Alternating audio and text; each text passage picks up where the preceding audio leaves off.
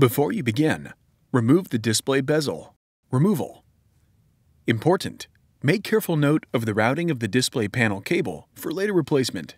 Partially remove the display panel cable from the routing channel on the display enclosure. Remove the four 3mm P1 Phillips head screws that secure the display panel to the display enclosure. Lift the display panel off of its alignment pins and place it face down on the top cover.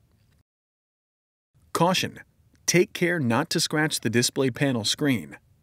Peel back the retention tape that secures the display panel cable to the display panel and disconnect the display panel cable from its connector on the display panel. Remove the display panel.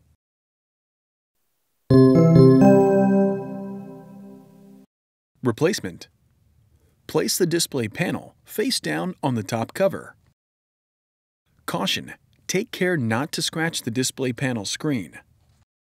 Insert the display panel cable into its connector on the display panel and replace the retention tape.